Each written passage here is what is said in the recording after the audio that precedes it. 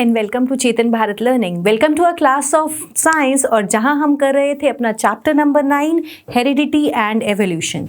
इसमें हमने हेरिडिटी को समझ लिया था और अब हम एवोल्यूशन को समझेंगे। बट आगे चलने से पहले हम सबसे पहले अपनी बुक के कुछ क्वेश्चन सॉल्व करके देखते हैं जो कि हेरिडिटी से रिलेटेड हैं। तो आपकी बुक के दिए हुए क्वेश्चंस देख लेते हैं एक बार। सबसे पहला क्वेश्चन जो आपके पास है वो है how do Mendel's experiments show that traits में बी डोमिनेंट और रिसेसिव। मेंडल के एक्सपेरिमेंट कैसे शो करते हैं कि कोई भी ट्रेट डोमिनेंट होगा या रिसेसिव होगा। तो डोमिनेंस और रिसेसिव की बात जब हमें समझनी होती है तो सबसे इंपॉर्टेंट यहां पर आता है मोनो हाइब्रिड क्रॉस। आपको याद आया जहां हमने एक टॉल प्लांट को, मेंडल ने क्या किया था, एक टॉल प्लांट को एक शॉर्ट प्लांट के साथ एक ही कैरेक्टर देखते हुए, सिर्फ हाइट ऑफ द प्लांट देखते हुए, इसीलिए तो वो मोनो हाइब्रिड क्रॉस हुआ, उन्हें क्रॉस किया, राइट। तो ये क्रॉस एक बार फिर से देख लेते हैं और आप ध्यान रखेंगे यहां पर जीनोटाइप और फिनोटाइप के बारे में, राइट। तो जीनोटाइप क्या है? जीनोटाइप है किसी भी ऑर्गेनिज्म का जेनेटिक कॉन्स्टिट्यूशन, यानी कि उसके अंदर कौन से जीन्स प्रेजेंट है। और फिनोटाइप है उन्हीं जीन्स के वजह से, उस जीनोटाइप की वजह से कोई भी एनिमल दिखता कैसे है, राइट। तो जीनोटाइप और फिनोटाइप दो बहुत ही इंपॉर्टेंट टर्म्स हैं, इन्हें आप ध्यान रखेंगे। Genotype refers to the genetic makeup, कौन से जीन्स प्रेजेंट हैं। Phenotype refers to the physical appearance of the organism. Clear? तो यहां पर क्या किया था मेंडल ने, मोनोहाइब्रिड क्रॉस में पेरेंटल जनरेशन ली जिसमें उसने प्योर टॉल प्लांट, जिसे हम होमोजाइगस टॉल भी कहते हैं। होमोजाइगस क्यों कहेंगे? क्योंकि दोनों जीन्स एक जैसे हैं। कैपिटल टी उसे क्रॉस किया एक और प्लांट के साथ, फीमेल प्लांट के साथ, जो कि है रिसेसिव, स्मॉल टी। तो F1 जनरेशन यानी कि फर्स्ट फीमेल जनरेशन कैसी आई? वो देखने में थी टॉल, राइट, यानी कि कैपिटल टी स्मॉल टी। पर जीनोटाइप की अगर हम बात करें तो वो है हेटेरोजाइगस, क्योंकि एक जीन कैपिटल टी है और एक अलील जो है वो है उस ट्रेट का, हाइट का, दूसरा अलील है स्मॉल टी। ठीक, अब ये पता करने के लिए कि किस तरह से ट्रेट्स पास हुए, जीन्स पास हुए, F1 जनरेशन को सेल्फ क्रॉस किया गया और हमारे पास बनते हैं इंडिविजुअल्स। कैसे? अब फिर से हम यहाँ पर क्या बनाकर देखेंगे। बेस्ट तरीका ये होता है F2 जनरेशन निकालने के लिए कि यहाँ से हम जीन्स अलग करें। अब वो जीन्स कौन से हैं? एक होगा कैपिटल टी और एक होगा स्मॉल टी। लाइकवाइज दूसरा पेरेंट भी यही है, क्योंकि सेल्फ क्रॉस किया। तो हम यहाँ पर पुनेट स्क्वायर बना के देखेंगे। याद आया? पुनेट स्क्वायर बनाकर देखते हैं तो हमें बेटर समझ आएगा। देखिए, फिर से देखिए, पुनेट स्क्वायर बनाएंगे। क्या हुआ था वहां पर कि एक मेल प्लांट लिया और एक लिया फीमेल प्लांट। जीन्स कौन कौन से थे F1 जनरेशन के? Capital T small T, capital T small T. अब ये पेरेंट्स बन गए, एक फीमेल हो गया और एक मेल हो गया। ठीक जी, मेल और फीमेल लेंगे यहां पर, उनके जीन्स अलग करेंगे, पुनेट स्क्वायर बनाएंगे। पुनेट स्क्वायर में क्यों बनाना बता रही हूं आपको यहां पर, क्योंकि वो आपको हेल्प करेगा किसी भी क्रॉस को डिजाइन करने में, उसका सॉल्यूशन निकालने में, और गलती के चांसेस बहुत कम हो जाएंगे। So remember when you have F1 generation, जब आपको F1 जनरेशन का पता चल गया है, वहां पर आप उसके जीन्स को अलग करेंगे एंड उस हिसाब से हम फिर पुनेट स्क्वायर बनाकर देखेंगे। चलिए इसे वर्कआउट करते हैं। Capital T combines with capital T, capital T small T. ठीक, मैं हॉरिजॉन्टली और वर्टिकली जो है जीन्स को कंबाइन कर रही हूँ कि क्या पॉसिबिलिटीज हो सकती हैं, राइट। यहाँ पर आ जाएगा कैपिटल टी स्मॉल टी और यहाँ पर स्मॉल टी। अब जरा ध्यान दीजिए, क्योंकि यहाँ पर 3 जगह पर टॉलनेस देखी गई, इसलिए फिनोटिपिक रेशो यहाँ पर बनी थी 3:1।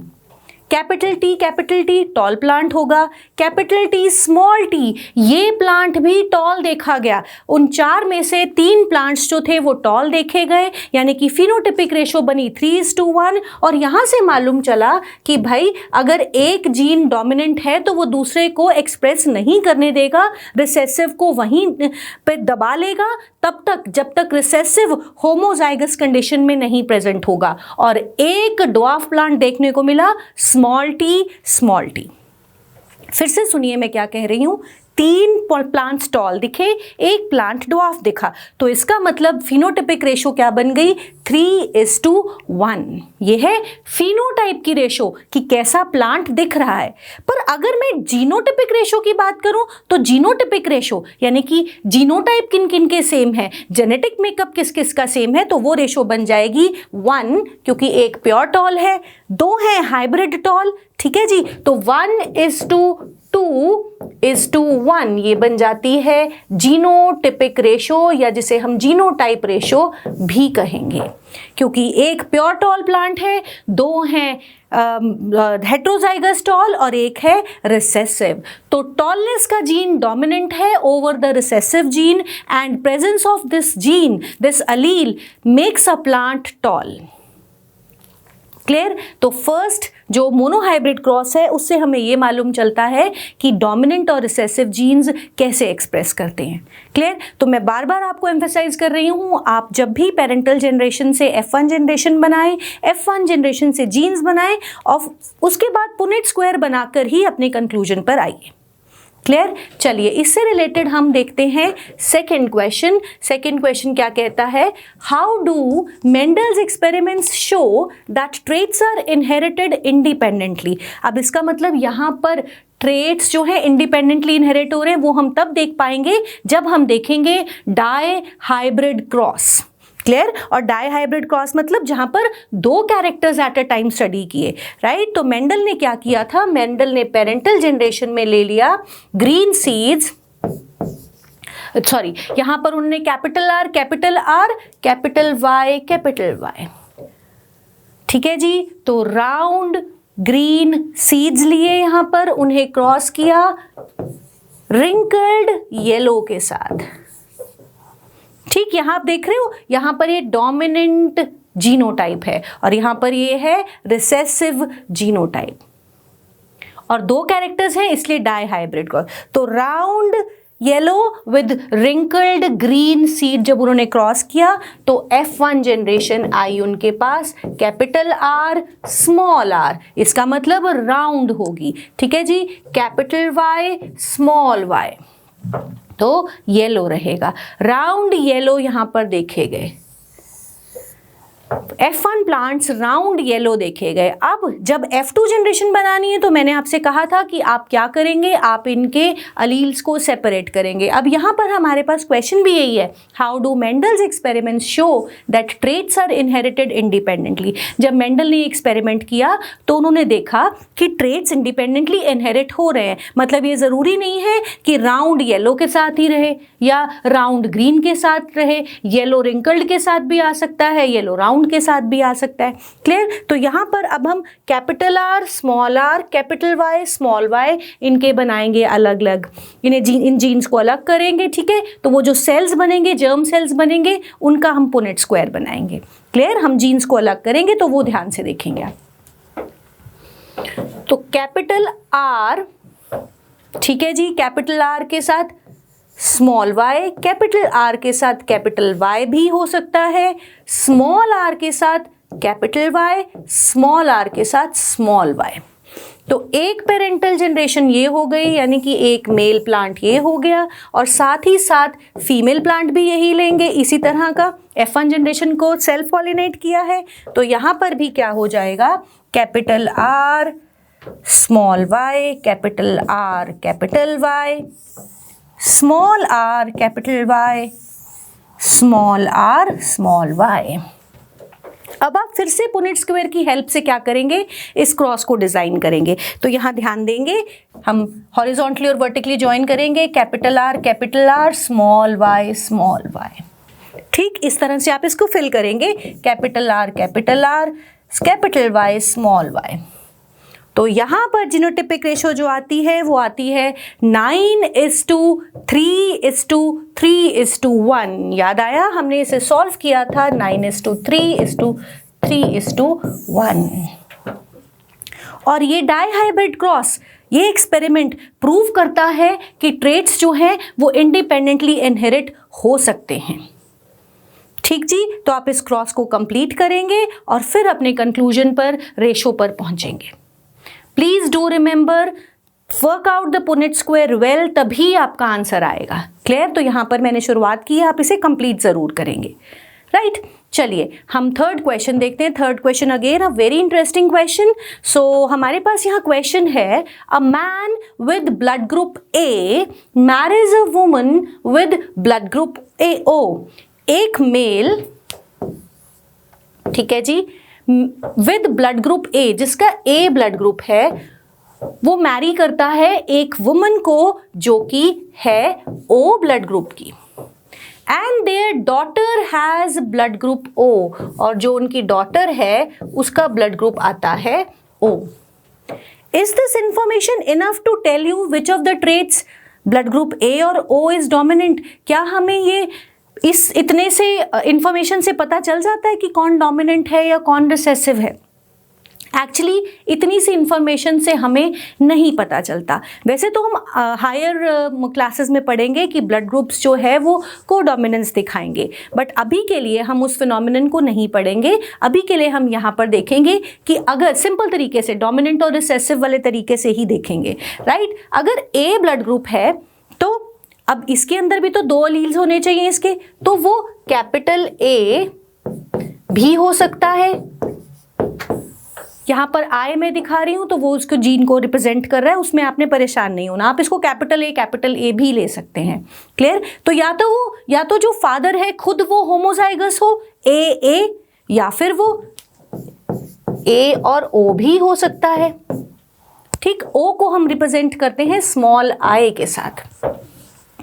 ठीक जी, ये क्यों रिप्रेजेंट करते हैं, कैसे है, ये हम हायर क्लासेस में क्लास 11th में इस चीज़ को डिटेल में पढ़ेंगे। अभी के लिए आप ये याद रखेंगे क्योंकि फादर के पास भी 2 अलील्स होंगे, वो कैपिटल ए भी हो सकते हैं, कैपिटल ए स्मॉल आई भी हो सकते हैं, जो कि ओ को रिप्रेजेंट करेगा। तो ओ जो है वो हमेशा रिसेसिव रहता है, स्मॉल आई मिलकर ही ओ ब्लड ग्रुप बनाते हैं। क्लियर? ये आप अभी के लिए याद रखेंगे, हम इसे वर्कआउट नहीं करेंगे पूरा।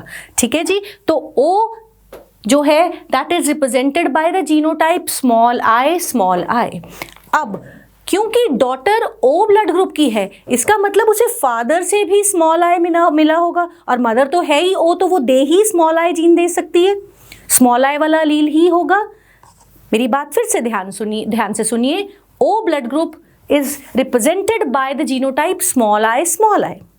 क्योंकि वो O ब्लड ग्रुप की डॉटर है तो उसे अपने फादर से भी I मिलना चाहिए, और मदर तो देगी ही यहाँ पर क्योंकि मदर है ही O ब्लड ग्रुप की। सो यहाँ से हमें ये पता चलता है कि फादर हेटेरोजाइगस ही होना चाहिए ताकि डॉटर जो है वो O ब्लड ग्रुप की हो पाए। सो सिर्फ एक लाइन में इंफॉर्मेशन जो दी गई है वो सफिशिएंट नहीं है, हमें होमोजाइगस हेटेरोजाइगस मालूम होना चाहिए, और वो हम वर्कआउट भी कर सकते हैं यूजिंग दिस पर्टिकुलर लॉजिक। फिर से सुनिए, ए ब्लड ग्रुप फादर का है, फादर होमोजाइगस भी हो सकते हैं, कैपिटल ए जीन भी हो सकता है, कैपिटल ए स्मॉल आई भी हो सकता है, और O blood group is always represented by the recessive small I. Clear? तो ये फिनोमिनन क्या है, किस तरह से ब्लड ग्रुप्स डिसाइड होते हैं, ये क्लास 11th में टॉपिक हम अच्छे से डिटेल्स में करेंगे। क्लियर? तो अभी के लिए आप यहाँ ये लिखेंगे that this information is not enough to tell which of the traits is dominant. Right, so इतना आंसर देंगे और यहाँ पर आप इस तरह की एक्सप्लेनेशन देकर समझा सकते हैं। क्लियर? चलिए, how is the sex of child determined in human beings? ये तो बहुत आसान है, हमने देखा था मेल्स जो हैं उनमें क्या सेक्स क्रोमोसोम्स प्रेजेंट हैं, उनके अंदर प्रेजेंट है XY, फीमेल के अंदर XX। तो मेल जो है स्पर्म्स बनाएगा 50% X 50% Y, फीमेल्स में ओवम में X जीन ही X क्रोमोसोम ही होगा। ठीक जी, तो अब ये चांस की बात है कि अगर फादर का X फीमेल के X के साथ कंबाइन कर गया तो क्या होगा, daughter would be born. But if the father's X chromosome combines with the X chromosome of the mother, then it would be a boy. Right? So this is how the sex is determined in human beings. Right? I hope this is clear to you. चलिए अब यहाँ पर हम heredity वाले part को थोड़ा सा sum up कर चुके हैं। अब हम बात करेंगे एवोल्यूशन की। अब एवोल्यूशन शुरू करने से पहले हम ये भी जान गए हैं कि जितना भी सेक्सुअल रिप्रोडक्शन है उसका एक इनबॉर्न कैरेक्टर है, एक ऐसा कैरेक्टर है जहाँ पर डीएनए कॉपी होते हुए कुछ ना कुछ एरर्स ज़रूर करता है, और साथ ही साथ सेक्सुअल रिप्रोडक्शन कुछ वेरिएशंस भी करता है, और ये वेरिएशंस नींव रखती हैं एवोल्यूशन का। क्लियर? तो कैसे हम इवॉल्व हुए हैं ये बात जेनेटिक्स में हेरिडिटी और एवोल्यूशन दोनों इंटरलिंक्ड टॉपिक्स हैं। क्लियर? अब इसे समझाने के लिए यहाँ पर आपकी बुक में एक एग्जाम्पल लिया हुआ है बीटल्स का, कि किस तरह से न्यू कैरेक्टर्स आ जाते हैं किसी भी ऑर्गेनिज्म के अंदर, कैसे वो इवॉल्व होकर एक नया कैरेक्टर बन जाता है। क्लियर? तो यहाँ पर हम बीटल्स के एक्सपेरिमेंट से इस चीज़ को समझने की कोशिश करेंगे। सो अब इस एक्सपेरिमेंट को बहुत ध्यान से समझेंगे। Right? Consider a group of 12 red beetles, 12 red beetles हैं। They live, let us assume, in some bushes with green leaves, green झाड़ियों में रहते हैं ये red beetles. Their population will grow by sexual reproduction, होगी उनमें, and therefore they can generate variations, जो कि सेक्सुअल रिप्रोडक्शन का एक बहुत इंपॉर्टेंट हिस्सा है। Clear? So sexual reproduction can lead to variation and it obviously leads to variations. Let us imagine now that crows eat these beetles, जो कौवे हैं वो इन बीटल्स को खाते हैं। The more beetles the crows eat, the fewer beetles are available to reproduce. जैसे जैसे कौवे खाते जाएंगे बीटल्स को, कम बीटल्स रह जाएंगी to reproduce. Now let us think about some different situations that can develop in this beetle population. तो 3 situations यहाँ पर आपकी बुक पे समझाई हुई हैं, उन्हें हम ध्यान से समझेंगे, right? Because that they form the basis of evolution. इन्हें समझना बहुत ज़रूरी है यहाँ पर, और इनसे रिलेटेड हम बहुत सारी टर्म्स पढ़ेंगे हायर क्लासेस में भी और इस क्लास में भी। पहली सिचुएशन एक ऐसी बनती है, a colour variation arises during reproduction, क्योंकि सेक्सुअल रिप्रोडक्शन है, अचानक से कलर वेरिएशन अराइज हो गई, क्योंकि जब रिप्रोडक्शन हुई तो कुछ ऐसे जीन्स मिल गए जहां पर एक नया कलर बन गया, और वो नया कलर क्या बन गया? रेड। ग्रीन बनने के बजाय एक बीटल बाय द वेरिएशन किस कलर की बन गई? रेड कलर की बन गई। This beetle moreover can pass the color on to its progeny so that all its progeny beetles are green. Crows cannot see green colored beetles on the green leaves of the bushes and therefore cannot eat them. What happens then? तो ऐसा हुआ कि reproduction से क्या हो गया, sexual reproduction से क्या हुआ, जो हमारी ग्रीन कलर की बीटल्स थी, ध्यान से फिर से सुनिए, सॉरी मैं फिर से रिपीट करूंगी, जो हमारी रेड कलर की बीटल्स थी उनके अंदर अब क्या हो गया? एक ग्रीन कलर की बीटल बन गई। हो सकता है मैंने बोलते हुए शायद कलर्स गलत बोल दिए, आप फिर से ध्यान से सुन लीजिए एक बार। एक पॉपुलेशन है हमारे पास बीटल्स की, जो कि रेड बीटल्स हैं, 12 बीटल्स हैं, बुशेस पर रह रही हैं, ग्रीन बुशेस पर। उनके अंदर कुछ वेरिएशन ऐसी हुई सेक्सुअल रिप्रोडक्शन से कि एक ग्रीन बीटल बन गई। अब वो ग्रीन बीटल अपनी प्रोजेनी को भी ये कलर देने लग गई। ठीक, तो अब सिर्फ रेड बीटल्स नहीं हुई, क्या हो गया? ग्रीन बीटल्स भी वहां पाई जाने लगी। अब आप सोच के देखो, ग्रीन लीव्स पर ग्रीन बीटल क्रो को आसानी से दिखाई दे जाएगी या रेड बीटल? जी बिल्कुल ठीक कहा आपने, ग्रीन लीव्स पर रेड बीटल जो है वो क्रो को जल्दी दिख जाएगी, और वो रेड बीटल्स पर फीड करना उनके लिए आसान हो जाएगा। अब होगा क्या? क्रो किस पे फीड करने लग गया? रेड बीटल्स पर। तो रेड बीटल्स का नंबर कम होता जा रहा है और ग्रीन का बढ़ता जा रहा है। मैं फिर रिपीट करती हूँ, ध्यान से समझिए। क्यों मैं बार बार रिपीट कर रही हूँ? क्योंकि यहाँ से आप एवोल्यूशन को समझना शुरू करेंगे। एक बुश पर, एक झाड़ी पर बीटल्स रहती हैं जो कि हैं रेड कलर की, दे सेक्सुअली रिप्रोड्यूस, और उनमें एक वेरिएशन आ जाती है, कौन सी? एक आ जाती है ग्रीन बीटल। अब वो ग्रीन बीटल जो है रिप्रोड्यूस करती है और उसकी प्रोजेनी आगे ग्रीन बनने लगती है, और इसी वजह से क्रोज जो हैं वो रेड बीटल्स को बहुत आसानी से देख सकते हैं और वो उन पर फीड कर सकते हैं। तो इवेंचुअली एक टाइम ऐसा आएगा कि रेड बीटल्स का नंबर कम होता जाएगा और ग्रीन का बढ़ता जाएगा, क्योंकि ये उनको एक एडवांटेज मिल रहा है, कामोफ्लाजिंग में हेल्प कर रहा है, अपने प्रेडेटर से बचने के में हेल्प कर रहा है। ठीक, सही कह रही हूं? तो अब देखते हैं आपकी बुक में क्या लिखा है। In the first situation a colour variation arises during reproduction so that there is one beetle that is green in colour instead of red. This beetle can pass the colour to its progeny. Now crows cannot see the green colored beetles on the green leaves and therefore cannot eat them. Now what happens is the progeny of green beetles is not eaten while the progeny of red beetles continues to be eaten, and there, as a result, there are more and more green beetles than the red ones in the beetle population. ये तो था पहला case. अब दूसरा case और भी मजेदार है. वो क्या है? दूसरा सिचुएशन क्या कहती है कि एक कलर वेरिएशन और अराइज कर गई. अब यहाँ पर अब हुआ क्या, कलर वेरिएशन अराइज होने से एक बीटल ब्लू कलर की बन गई. कुछ भी वेरिएशन हो सकता है, कोई भी नया कैरेक्टर आ सकता है. वेरिएशन की वजह से there is a beetle that is blue in colour instead of red. ठीक, now this beetle can also pass its color to the next generation and so that all progeny beetles are blue. Crows can see blue colored beetles in the green leaves as well as they can see red ones and therefore can eat them. दोनों equally दिखेंगी. Now what happens initially? In this population there are few blue beetles. शुरू में blue beetles बहुत कम हैं but most are red. और इसी समय एक एलिफेंट फुट के नीचे आकर बहुत सारी बीटल्स मर जाती हैं. अब ये सिचुएशन अलग है, आप ध्यान दो. वहां पर क्या था, पहली सिचुएशन में क्या था, एक एडवांटेज मिल रहा था. ग्रीन दिख नहीं रही थी, रेड दिख रही थी क्रोज को, तो वो फटाफट से रेड को खाते जा रहे थे. यहाँ तो रेड भी दिखती हैं, ब्लू भी दिखती हैं, बट यहाँ पर क्या हुआ, by chance an elephant comes by and stamps on the bushes where the beetles live. This kills most of the beetles. By chance, the few beetles जो बच गई, वो कौन सी बच गई, चांस की बात है, ब्लू बच गई. तो ऑब्वियस सी बात है, बीटल पॉपुलेशन तो फिर एक्सपैंड करेगी. और अब क्योंकि ब्लू ज्यादा बच गई हैं तो प्रोजेनी भी आगे ब्लू कंटिन्यू हो जाएगी. पहली सिचुएशन अलग थी, दूसरी सिचुएशन बिल्कुल अलग थी. ठीक, अब एक तीसरी सिचुएशन है. इट इज ऑब्वियस, उससे पहले हम जरा दोनों का डिफरेंस एक बार देख लेते हैं. आपकी बुक में इस पैराग्राफ में यही बता रखा है कि बोथ द सिचुएशंस में क्या हुआ, जो एक रेयर वेरिएशन थी शुरू में, वहां पर ग्रीन बन गई, यहां ब्लू बन गई, थी तो एक रेयर वेरिएशन, बट क्योंकि चांसेस थे यहां पर, तो एक टाइम ऐसा आता गया कि frequency of inherited trait changed over generations.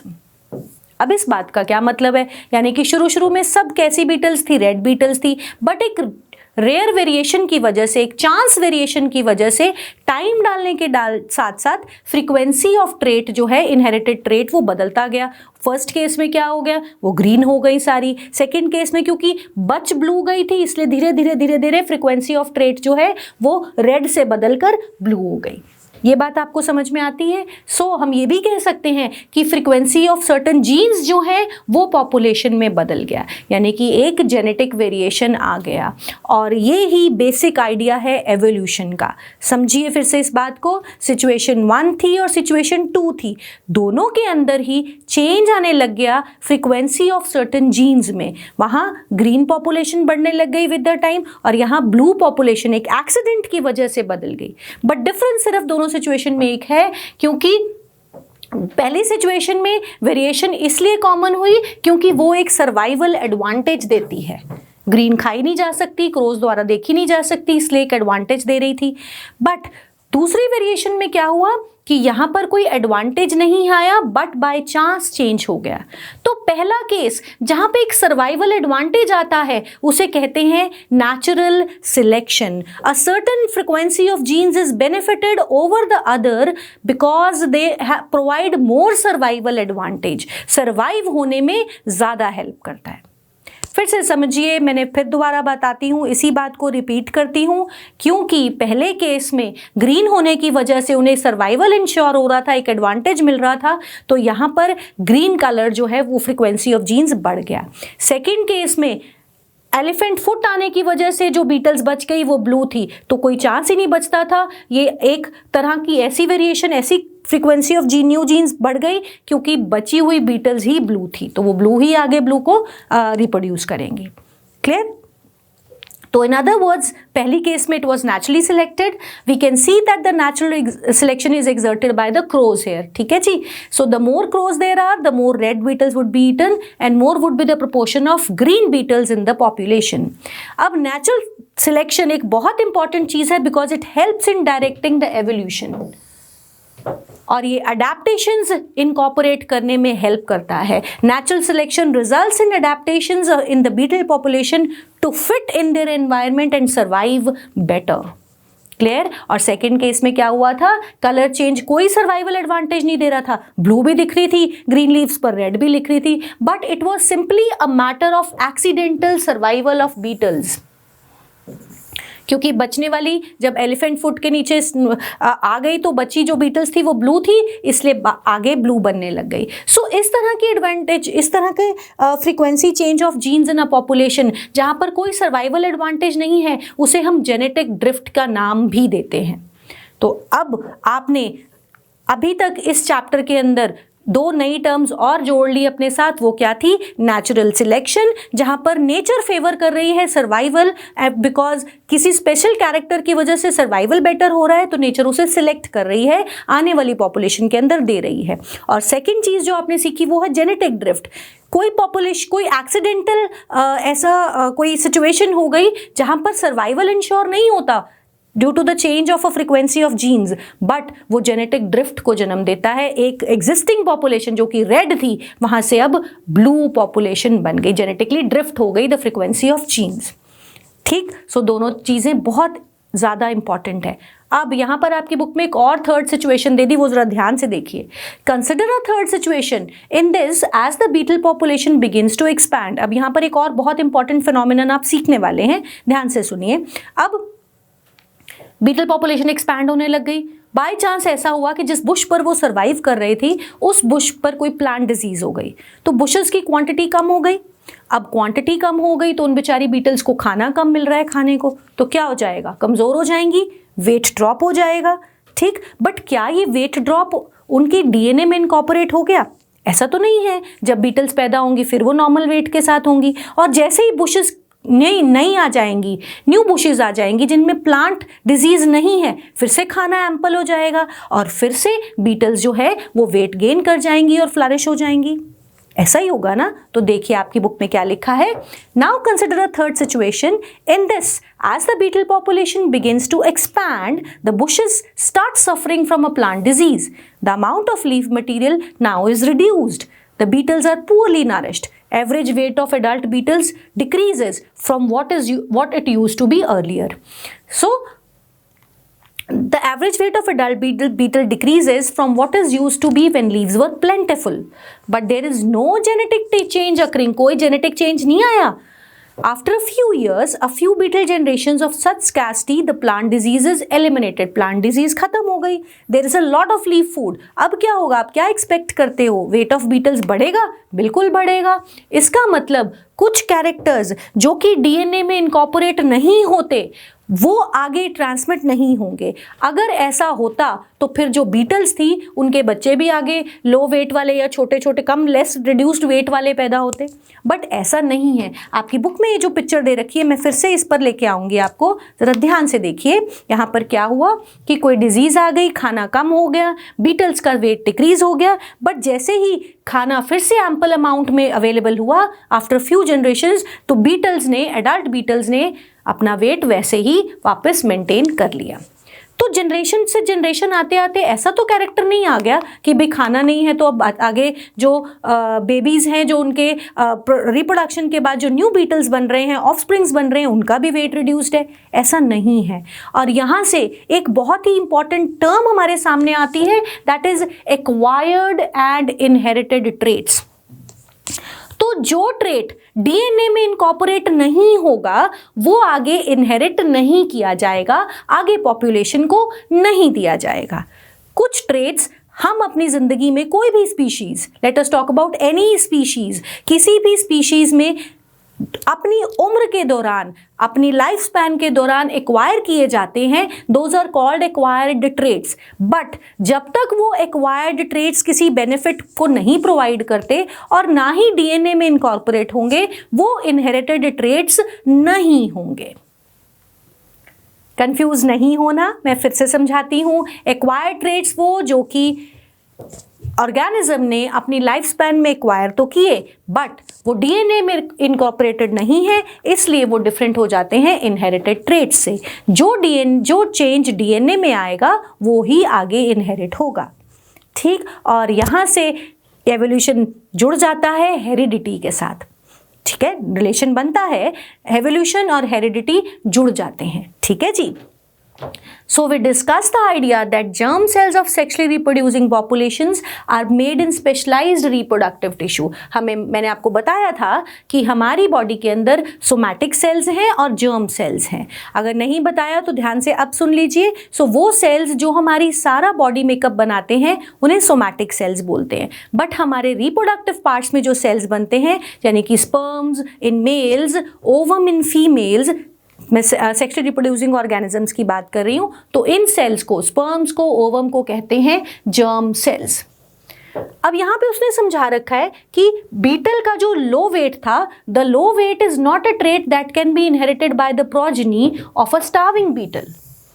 चाहे कितनी भी जनरेशंस लो वेट की पैदा हो जाएं, पर जैसे ही सब ठीक होगा, दोबारा से बुशेस ग्रीन होंगी, दोबारा से एम्पल फूड अवेलेबल होगा, बीटल्स अपना ओरिजिनल वेट एक्वायर कर लेंगी, ठीक है। जनरेशन दर जनरेशन होने से ये नहीं हुआ कि 3-4 जनरेशन बाद जो बीटल थी वो भी लो वेट की ही, रिड्यूस्ड वेट की पैदा हो रही है। जैसे खाना एम्पल होगा वो दोबारा फ्लरिश करेंगी। सो ये ऐसा कैरेक्टर है जो डीएनए में पास नहीं हुआ।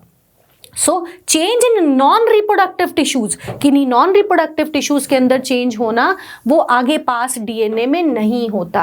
Therefore the experiences of an individual during its life time can not be passed on to the progeny and can not direct evolution. एक ऑर्गेनिज्म जो चेंजेस एक्वायर करता है अपने लाइफ में, जो डीएनए में इनकॉर्पोरेट नहीं होते हैं, वो आगे पास नहीं होंगे, ठीक। इसी को एक और एग्जांपल लेके आपकी बुक में समझा रखा है। आप क्या करें, कुछ एक्सपेरिमेंट्स में क्या किया गया, चूहे ले लिए, ठीक है, उनकी टेल्स कट करते गए कई जनरेशन्स तक। तो क्या ऐसा हुआ कि 3, 4, 5, 6 जनरेशन्स के बाद चूहे विदाउट टेल्स पैदा होने लग गए? नो, ऐसा नहीं हुआ। इसका मतलब cutting the tail was a change which was not incorporated into the DNA. ये जर्म सेल्स में नहीं आया, इसीलिए टेल्स के साथ ही चूहे पैदा हुए। सो वो चेंजेस जो कि डीएनए में आएंगे वो ही आगे इनहेरिट होंगे। और यहाँ से यही रीज़न बनता है why the ideas of heredity in genetics that have been discussed earlier are so essential for understanding evolution. तो मैंने आपको बताया कि जैसे अब एवोल्यूशन का कनेक्शन समझ आने लग गया हेरिडिटी का, और इसीलिए हमें मेंडल ने समझाया कि चीज़ें, जीन्स इनहेरिट कैसे होती हैं, और एवोल्यूशन हमें समझाया एक बहुत ही इंपॉर्टेंट एवोल्यूशनरी साइंटिस्ट जिनका नाम था चार्ल्स डार्विन, ठीक। तो आपकी बुक के अंदर डार्विन्स थ्योरी ऑफ एवोल्यूशन इस साल डिटेल में नहीं होगी, बट नेक्स्ट ईयर +1 में आपके पास डिटेल में जो है एवोल्यूशनरी बायोलॉजी आती है, वहाँ पर चार्ल्स डार्विन का रोल बहुत इंपॉर्टेंट है। अभी के लिए आप सिर्फ अपनी बुक का ये पैराग्राफ पढ़ेंगे। वो क्या कहता है, Charles Darwin set out on a voyage when he was 22 years old. The 5-year voyage took him to South America and the islands off its coast. The studies that he conducted during this voyage were to change forever the way we look at the variety of life on Earth. Interestingly, after he got back to England, he never left its shores again. He stayed at home and conducted various experiments that led him to formulate his hypothesis. और आज evolutionary biology में Charles Darwin जो है वो सबसे important जो है evolutionary biologist हैं, ठीक। He stayed at home and carried out various experiments that led him to formulate his hypothesis that evolution took place due to natural selection. So survival of the fittest, natural selection, ये सब समझाने वाले थे Charles Darwin. He did not know the mechanism कि ये आई कहाँ से। He would have been enlightened by Mendel's experiments, but these two gentlemen did not know each other of their work. अगर ये उस समय इन्हें मालूम होता है एक दूसरे के वर्क का, so they would have been able to formulated very nicely. So we often associate Darwin solely with the theory of evolution, but he was accomplished naturalist, and one of the studies he conducted was to do with the role of earthworms in soil fertility. So basically Charles Darwin जो हैं वो सिर्फ एक evolutionary biologist नहीं थे, naturalist थे जो कि नेचर से चीज़ों को देखते थे, और अगर मेंडल के एक्सपेरिमेंट्स के बारे में उन्हें मालूम होता हो तो वो इन चीज़ों को बेटर पुट फॉरवर्ड कर पाते। ठीक, अब डार्विन और डार्विन्स थियरी ऑफ एवोल्यूशन और मेंडल्स एक्सपेरिमेंट के जो हेरिडिटी के थे, उनके अलावा भी कुछ इंपॉर्टेंट साइंटिस्ट हैं, उनके बारे में आप ज़रूर याद रखेंगे। अब इस पैराग्राफ को हम फिर से डिटेल में पढ़ेंगे। ओरिजिन ऑफ लाइफ ऑन अर्थ, ये सब बातें समझ ली कि एवोल्यूशन होती है, हेरिडिटी होती है, वो जीन्स जो कि डीएनए, जो वो चेंजेस जो डीएनए में आते हैं वो आगे पास ऑन होते हैं टू द जनरेशंस। तो हमारी लाइफ जो है और अर्थ पर कैसे ओरिजिनेट हुई, इसके बारे में बताने वाले कुछ साइंटिस्ट थे। वो कौन थे उन्हें भी देख लेते हैं। वो थे हाल्डेन, JBS हाल्डेन, जिन्होंने सजेस्ट किया कि लाइफ जो है अर्थ पर जब कुछ भी नहीं था तब लाइफ ओरिजिनेट कहाँ से हुई। लाइफ ओरिजिनेट हुई सिंपल इनऑर्गेनिक मॉलिक्यूल से जो उस समय अर्थ पर प्रेजेंट थे, और अर्थ की उस समय की कंडीशंस फेवरेबल थी इन इनऑर्गेनिक मॉलिक्यूल्स को इकट्ठा करने के लिए और इनसे नए ऑर्गेनिक मॉलिक्यूल्स जनरेट करने के लिए, and then eventually the first living forms of life on earth. But again this is beyond our this classes explanation, और इसे हम हायर क्लासेस में ही पढ़ेंगे। बट अभी हम ये पैराग्राफ जो आपकी बुक में दे रखा है इसे अच्छे से समझेंगे। So, Darwin's theory of evolution tells us how life evolved from simple to more complex forms, and Mendel's experiment give us the mechanism of inheritance of traits from one generation to another. But neither tells us anything about how life began on Earth in the first place. And this experiment was done by JBS Haldane, a British scientist, who later became a citizen of India, suggested in 1929 that life must have developed from simple inorganic molecules which were present on Earth soon after it was formed.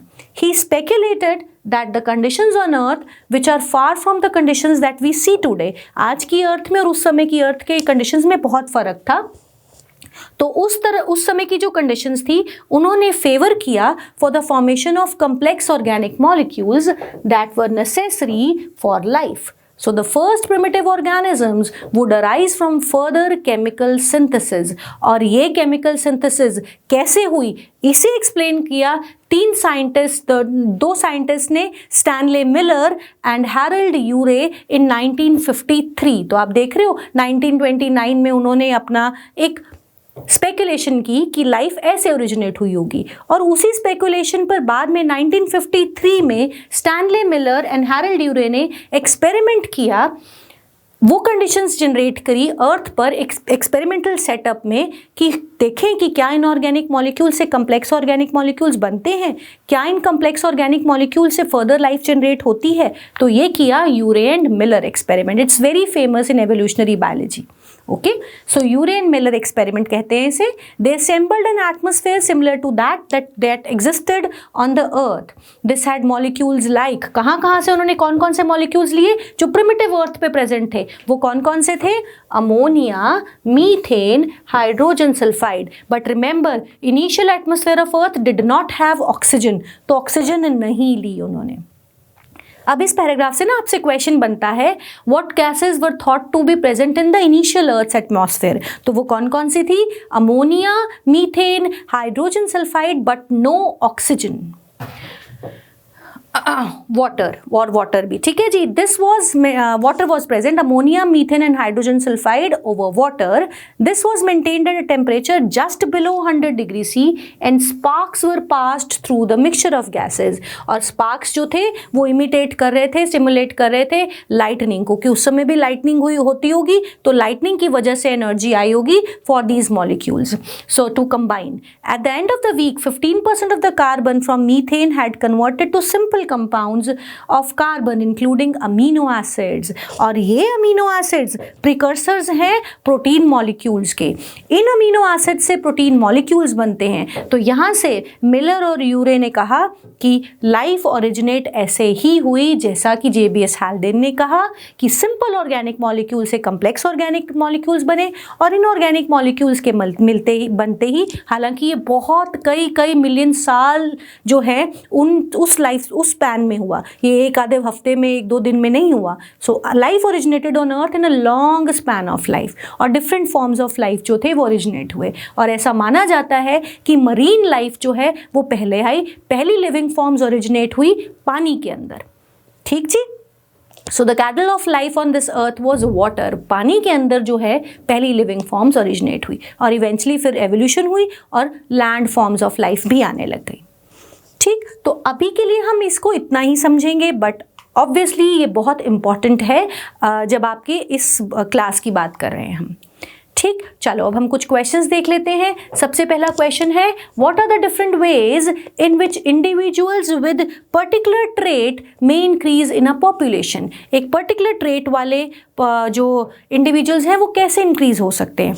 तो हमने दो ही तरीके पढ़े यहाँ पर, या तो क्या होगा कि कुछ ऐसी वेरिएशंस आ जाएं, ठीक, या मोस्ट इंपॉर्टेंट यहाँ पर हम बात करेंगे नेचुरल सिलेक्शन की, कि अगर नेचुरल सिलेक्शन हो जाए उस पर्टिकुलर ट्रेट की, यानी कि वो जो पर्टिकुलर ट्रेट है वो एक ऐसा कैरेक्टर, एक ऐसा एडवांटेज दे रहा है जो सर्वाइवल को इंश्योर करे, तो नेचुरल सिलेक्शन से वो ट्रेट जो है इंक्रीज हो जाएगा पॉपुलेशन में।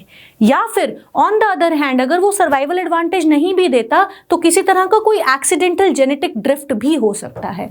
ठीक, तो चाहे वो एक्सीडेंट हो जाए तो उससे हो जाएगा जेनेटिक ड्रिफ्ट, यानी कि change in the frequency of genes, gene pool में चेंज आ जाएगा। क्लियर। चलिए, why are traits acquired during the life time of an individual not inherited. क्योंकि जो ट्रेट्स इंडिविजुअल अपने लाइफ टाइम के दौरान एक्वायर करता है वो डीएनए को चेंज नहीं करते, और डीएनए में चेंज नहीं हो रहा इसका मतलब वो आगे इनहेरिट नहीं किए जाएंगे। Clear. Why are the next question देखेंगे, why are the small numbers of surviving tigers a cause of worry from the point of view of genetics।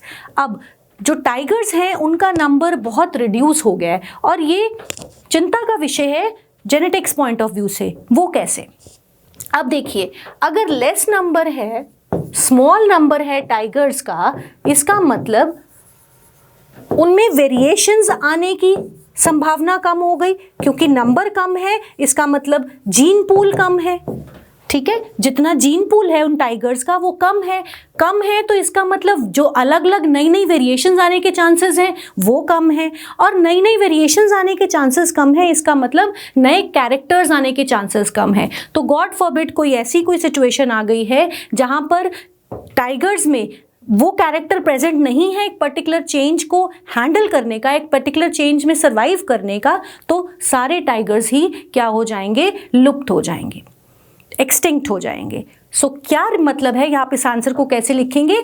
The small number of surviving tigers is a cause of worry from the point of view of genetics, because smaller the number of population of tigers, that means lesser are the chances of new genetic variations and more constricted is the gene pool. Gene pool बहुत छोटा है, और gene pool छोटा है इसका मतलब variations नहीं आ नहीं सकती, इसका मतलब कोई भी जेनेटिक वेरिएबिलिटी लेस होगी। सो जेनेटिक वेरिएबिलिटी बहुत ज़रूरी है किसी भी स्पीशीज़ के सर्वाइवल को इंश्योर करने के लिए।